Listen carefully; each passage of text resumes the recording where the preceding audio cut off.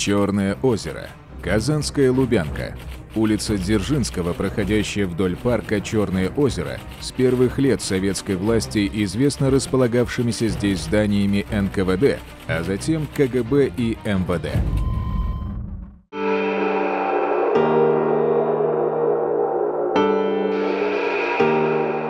1 сентября 2013 года маленькая Зарина должна была пойти в 1 класс Казанской школы. В августе в семье Гариповых все разговоры были только об этом. Покупка портфеля, тетрадей, выбор формы.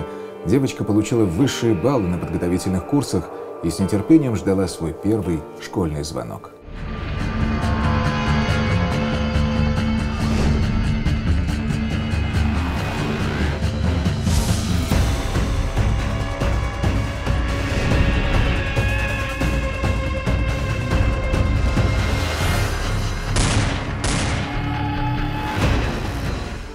Родственники души не чаяли в этой веселой, бойкой и общительной девочке. Зарина ходила в детский сад, любила рисовать и ухаживать за своим белым кроликом. Бабушка называла непоседливую Зарину стрекозой. Однажды весной на свет появилось маленькое хрупкое создание с огромными глазами и прозрачными крылышками. Это была стрекоза. Она порхала с цветка на цветок и веселилась, потому что жизнь была прекрасной. Девочка очень любила и маму, и папу, хотя родители были в разводе. Мама Зарины, 28-летняя казанская жительница Алия Гарипова, окончила экономический колледж, но по специальности бухгалтером не работала, трудилась на крупном заводе оператором АЗС, родила дочь Зарину.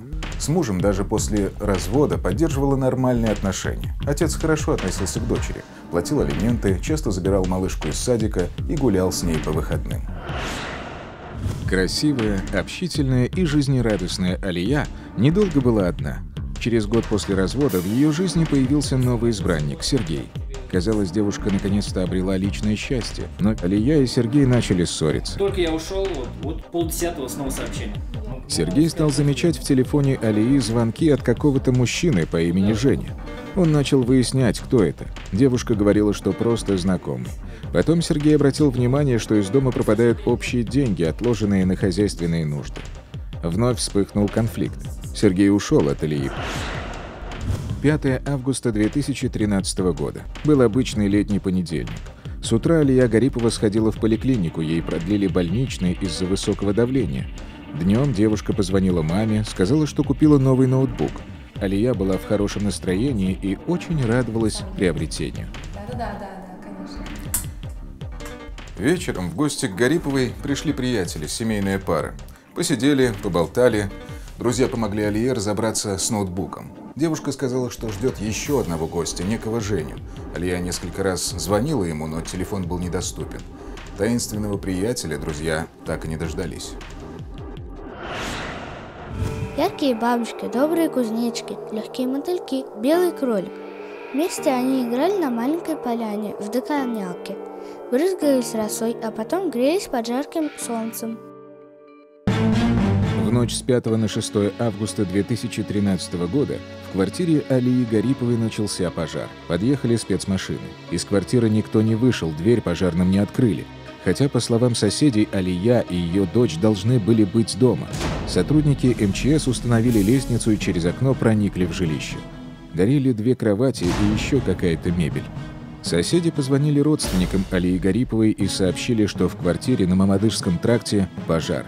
Когда близкие примчались, огонь уже был погашен. Но в сгоревшей квартире открылась страшная картина.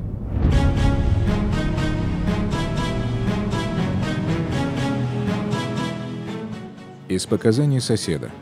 Зайдя в квартиру в проеме между залом и коридором, я увидел тела Алии и Зарины. Все вокруг было в крови. Любопытный же человек. Думаю, дай забыл посмотреть, что происходит. А там зашел, потом уже дальше сами понимаете. В ходе осмотра квартиры в составе следственно-оперативной группы было обнаружено 2 трупа. В ходе осмотра трупов оказались жильцы данной квартиры, дочка и мама. В ходе осмотра экспертом было установлено, что имеет признаки насильственной смерти.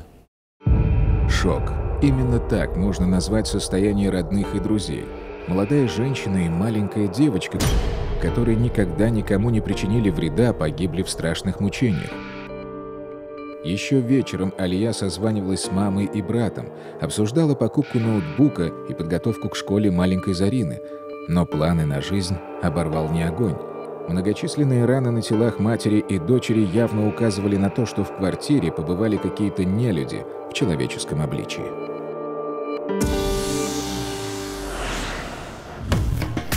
Сразу же на месте преступления стала работать следственно-оперативная группа, в том числе сотрудники полиции с собакой. Опрос родных и соседей, изучение улик почти мгновенно дали результат. Оперативники обнаружили на лестнице и во дворе кровавые отпечатки, они вели к соседнему подъезду. Раскрыто оно было, что называется, по горячим следам, потому что Игошин, он после совершения преступления весь измазался в крови. И когда он в своих сланцах бежал в соседний подъезд, где он сам жил, вот эти вот кровавые следы, они оставались видны, не говоря уж о том, что там использовалась служебная собака по кличке Ясон.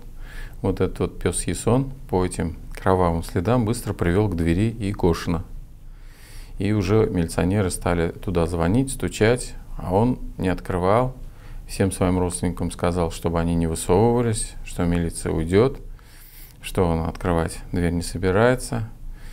Кроме того, он еще по телефону отправлял сообщение своему соседу, с которым в свое время проходил по уголовному делу. Вместе они были подельниками. Писал, чтобы тот как-нибудь отвлек милицию, чтобы Игошин мог скрыться и не быть задержанным. Из показаний матери Игошина. Около 23 часов Женя пришел домой. Выйдя в коридор, я увидела следы крови. Очень испугалась. Спросила, что случилось. Женя только сказал, что ударился. Также он сказал, что поставил стирать вещи, так как он их тоже заморал в крови. Женя находился в возбужденном, агрессивном состоянии. Был, как обычно, неадекватен. Наркотики и алкоголь. Примерно через 30-40 минут к нам стали стучаться. Кто стучался, неизвестно. В это время Женя кричал нам, чтобы мы, я с младшим сыном, не выходили в коридор и оставались в комнате. Я не понимала, что происходит. К маме он относился очень высокомерно, можно сказать, по-хамски. Называл свою же родную мать падлой, причем прилюдно это делал. Для него не было семейных каких-то авторитетов, ценностей. Еще раз говорю, человек уже маргинализировался настолько, что не обращал внимания на окружающих. Как-то на поляне появился крысеныш. Он жил в норе возле мусорной кучи. Обычно хитрый зверек выходил наружу поздно вечером, чтобы украсть у кого-нибудь еду. Но в этот день его привлек веселый шум на поляне. Он выполз на солнце, чтобы посмотреть, кто это ему мешает спать.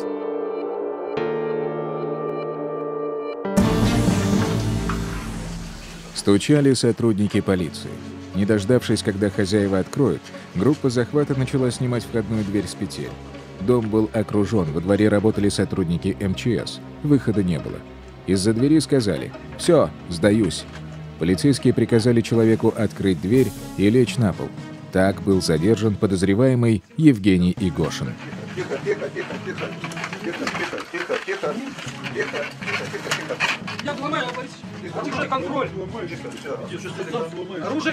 Именно его кровавые следы остались во дворе дома и двух подъездах. У Игошина была рана большого пальца ноги. Тем летним днем он ходил в сланцах. Эта открытая пляжная обувь позже стала одной из улик, которую изъяли в квартире подозреваемого. Там же обнаружили одежду с пятнами бурого цвета.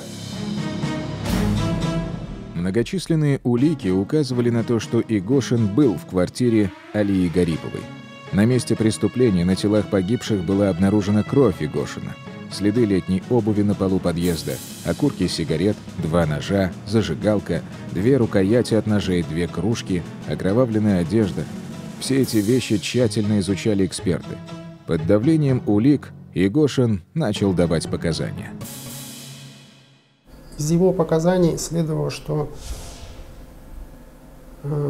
накануне 5 августа 2013 года он в состоянии алкогольного опьянения пришел в квартиру Гариповым для того, чтобы у матери Гариповой попросить вот деньги для дальнейшего приобретения спиртных напитков. Проверка показаний на месте обвиняемого Егошина Евгения Михайловича. В свои 22 года Евгений Егошин уже имел бурное прошлое, циничный и вспыльчивый. Так характеризовали его знакомые. Парень нигде официально не работал, был трижды судим, употреблял в неограниченном количестве спиртное и являлся наркоманом со стажем. Из материалов дела. С подросткового возраста Егошин начал курить анашу, затем систематически принимал амфетамины. Примерно с 2008 года начал употреблять героин внутривенно, колол по 2 раза в день. Быстро сформировалась психическая и физическая зависимость от наркотика. В его отсутствие возникали ломки. Лечился от наркомании в стационаре. На фоне употребления, особенно той гадости, так называемых синтетических наркотических веществ, которые есть сейчас, да, идет помрачение сознания, то есть человек не осознает вообще, что окружающая обстановка, да, возникает галлюцинаторные переживания, то есть галлюцинации, устрашающие галлюцинации, да, даже близких людей, которых они живут с ними долгое время, они могут принять за абсолютно незнакомых людей, да, поэтому и накинуться с ножом, да, все что угодно сделать, то есть они могут. Они не знают свои дозы, иногда употребляют очень большие дозы, и все это приводит к тому, что возникает неадекватное поведение. Когда на головной мозг, вообще на клетки организма воздействуют синтетические химические вещества, они погибают. А если не погибают, восстановлению не подлежат, им браться неоткуда, и отсюда и необратимость всех этих последствий. После лечения Егошин соскочил с героиновой иглы, но начал курить легалку, курительные смеси типа Spice. Они совсем недавно свободно продавались в ларьках и считались безопасными. На сегодняшний день Spice признан наркотиком в России, запрещен в США и ряде стран Евросоюза. Сейчас все специалисты в один голос заявляют, что действие спайса на организм является крайне опасным. Он быстро ухудшает физическое и психическое состояние человека. Под действием этой группы наркотиков у зависимых появляются зрительные и слуховые галлюцинации, нарушаются сознание и мышление. Почему я вот такой? Я не могу сюда. Возникает агрессия и неосознанные действия, притупляется инстинкт самосохранения. Стоит ли говорить, что наркомания – это прямая дорога к криминалу? Егошин, он являлся полинаркоманом, то есть курил все, что курится, колол все, что колется, пил все, что горит, и нюхал все, что приносит удовольствие. Поэтому у него уже были изменения психики, которые влияли на его поведение. Он маргинализировался и был способен на любой поступок. В 2006 году Егошин украл сотовый телефон. Первый раз его осудили условно, как несовершеннолетнего. В 2007 году парень в лесопосадке избил гражданина Узбекистана и похитил у него паспорт. Неугомонного школьника приговорили к году исправительных работ. В 2009 году Егошин окончил 11 класс, не смог сдать ЕГЭ по русскому языку и вышел из школы со справкой. Пока все. Взрослую жизнь Егошин начал довольно-таки лихо. Похитил колонки, сабвуфер и сотовый телефон у своей собственной матери. Заложил все это в ломбард. Ему позарез нужны были деньги для покупки наркотиков. Был суд, и повзрослевший Егошин все-таки оказался в местах лишения свободы. Он 1,5 года провел в исправительной колонии, но даже заключение его не отрезвило. Находясь в неволе, Егошин несколько раз грубо нарушал дисциплину, 3 раза попадал в местный изолятор. В характеристике из колонии сказано, что он являлся злостным нарушителем установленных правил, поддерживал тесные отношения с осужденными отрицательной направленности и не желал становиться на путь исправления. В ноябре 2011 года Егошин вышел на свободу и вернулся в квартиру матери. В соседнем подъезде жила Алия Гарипова с дочкой Зариной. Зимой 2013 года у Гариповой и Егошина начались отношения. Вопрос, почему девушки любят плохих парней, часто обсуждают в женских журналах. И пусть общество больше ценит интеллект и порядочность, но многие романтические особы по-прежнему мечтают о наглых и порочных. Безрассудство своего парня такие девушки принимают за смелость, грубость за твердость характера, а агрессивность за умение постоять за подругу. В розовых очках любви Все это кажется признаками настоящего мачо.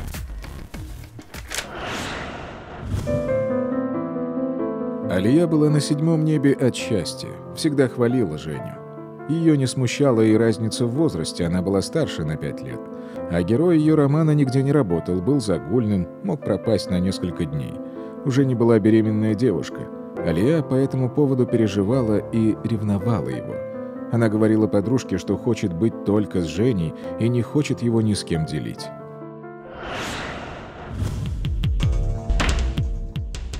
Моя подруга Алия и ее парень Женя часто проводили время вместе, куражили, снимали номера в гостиницах, отдыхали в ресторанах, в общем, жили на широкую ногу. Все это было за счет Гариповой. У Жени денег не было, а Алие импонировало, что у нее молодой жених. Отсутствие у кавалера денег подтверждал и тот факт, что он занял у Алии 5000 рублей буквально накануне трагедии. Крысеныш увидел дружную компанию. Цветные бабочки, шустрые мотыльки и маленькая стрекоза качались на больших листьях лопуха.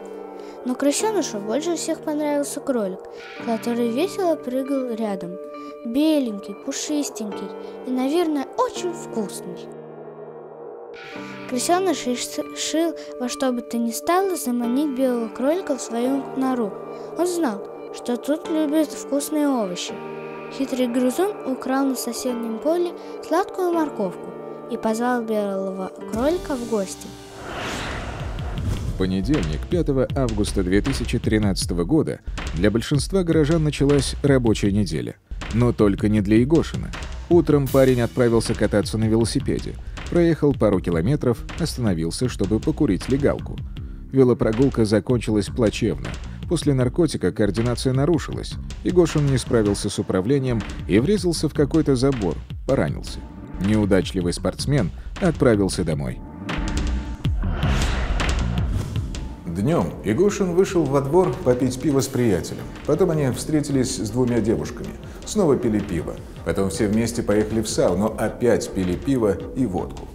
В течение дня Егошин еще несколько раз покурил спайс. Ему постоянно звонила Алия Гарипова, умоляла приехать. Говорила, что окончательно разошлась со своим молодым человеком, и теперь они могут быть вместе. Егошин приехал к Гариповой поздно вечером после сауны. Алия вновь завела разговор о своих чувствах, уговаривала парня бросить подругу и переехать к ней. Егошин был неумолим и заявил, что свою беременную девушку не оставит, что он ее любит. Алия начала давить, угрожала, что расскажет все об их интимной связи подруги Егошина и его матери. Разразился скандал. Расстроенная Алия залепила Егошину пощечину и ушла в ванну. А утомленный алкоголем, наркотиками и скандалом герой-любовник остался на кухне. Я долго не думал, направился к постели. Для чего направились в постель? Возник умысел пристать к ее дочери, чтобы в дальнейшем она меня разлюбила. Я начал приставать, спросил, что она смотрит, она ответила какие-то передачки. И это все происходило сразу, начал ее трогать за руку, за ноги. Правую руку сделал положение вокруг. На что она улыбалась, думал, что я с ней, играю. После этого я долго не думал, резкими движениями сделал как-то вот так. Голову у нас смотрели вот туда. Снял с нее трусы, спустил брюки. На все заняло секунд 20. На меня сзади начали сыпаться удары. Ударяла мать с ребенка Алия. Я ее конкретно покажу. Вот таким броском роняю ее спиной. Стрекоза очень испугалась. Она начала летать по поляне, искать своего лучшего друга. Стрекоза поняла, что кролик попал в беду и зовет на помощь. Она расправила свои прозрачные крылышки и смело бросилась в крысиную нору. Дочь была сзади. Я почувствовал колющий удар в руку. И все, и у меня уже понеслись молниеносные удары. Снижались. Как-то вот так, может, ноги, руки. Дочь потом сзади оббежала, пыталась прыгать на мне, волосы драла, еще по подобной вещи. Если для подробностей было, может, вот так. Все быстро, секунд 20. Девочка пыталась же мать свою спасти, она же за нее заступалась. Вот, и поэтому он и ножом ее бил, и об стенку кидал, и мать также всю исколол. То есть это такой был человек, у которого ничего святого не оставалось. Убийство малолетней девочки, сопряженное с ее изнасилованием во всех каких можно формах. Кроме того, что убийство ее же матери. Там 3 жизни в этом доме. Девочка погибла, мама ее, и их любимый кролик Роджер тоже сгорел в этом огне. Я понял, что тут все плохо. Беру свою зажигалку, прям с такого положения поджигаю одеяло.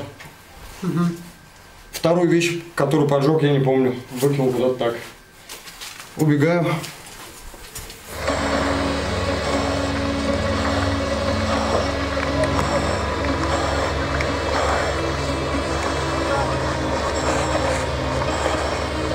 Начался пожар, и Гошин стоял в подъезде и через окно наблюдал, как экстренные службы подъезжают, чем они занимаются, и когда увидел, что милиция бежит к его подъезду, быстренько заперся за своей металлической дверью. У подозреваемого обнаружили признаки полинаркомании.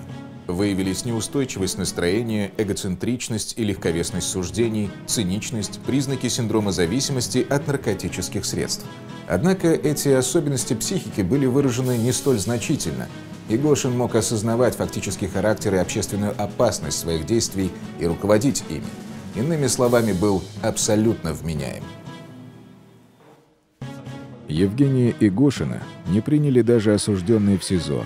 Они потребовали отселить его от греха подальше.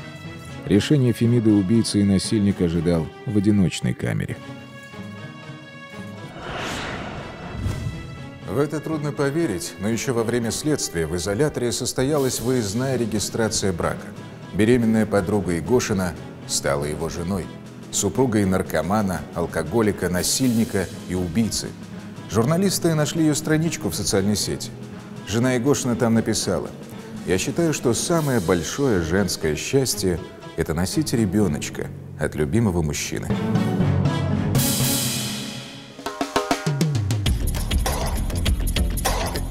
Игошин полностью признал свою вину. Жестокое убийство вызвало общественный резонанс и особое внимание журналистов. Да и сам судебный процесс был не рядовым. Судьбу Игошина решали гранды татарстанского правосудия. Приговор по делу выносил заместитель председателя Верховного суда Татарстана по уголовным делам Максим Беляев. Гособвинителем был заместитель прокурора Татарстана Артем Николаев, а адвокатом подсудимого стал известный защитник Шамиль Ахмедсафин. Даже судье, который выносит приговор по данному делу, непросто. Сам процесс очень психологически тяжелый, потому что когда касается малолетнего ребенка, когда ты читаешь подробности, которые в отношении этого ребенка совершил подсудимый, и смотришь на него, он вроде бы с виду нормальный человек, у него ни рогов, ни копыт нет, но в человеческом обличии вот такой вот дьявол, для которого нет ничего святого, который забрал 2 жизни за просто так и не особо в этом раскаялся. 19 декабря 2013 года в Верховном суде Республики Татарстан был оглашен приговор.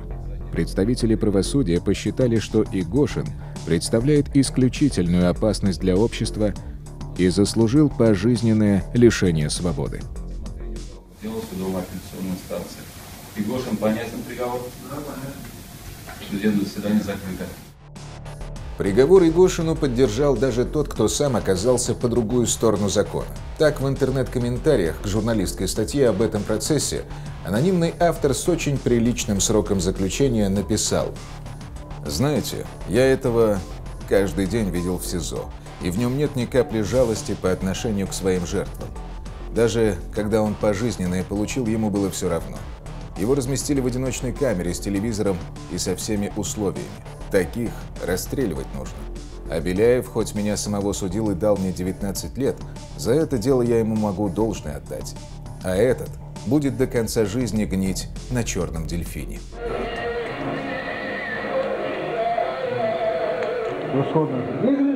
Колония особого режима ИК номер 6 в Оренбургской области, или в просторечии «Черный дельфин».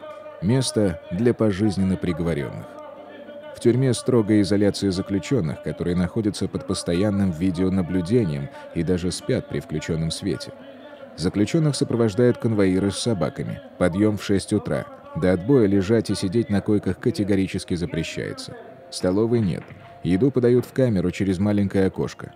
При переходе в другой корпус узникам даже завязывают глаза, чтобы они не могли запомнить план тюрьмы. А ежедневные 1,5-часовые прогулки проходят в специальном закрытом боксе. Именно здесь отбывает свое наказание Евгений Игошин.